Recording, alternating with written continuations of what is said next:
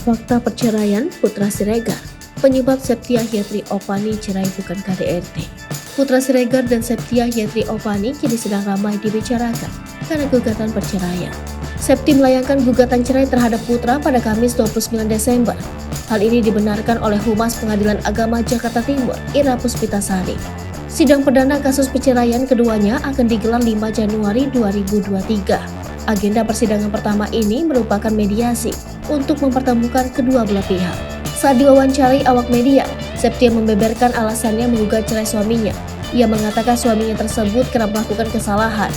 Pada saat salah satu awak media menanyakan penyebabnya KDRT atau perselingkuhan, Septia tak membenarkan soal KDRT, tetapi ia tak menjawab soal perselingkuhan.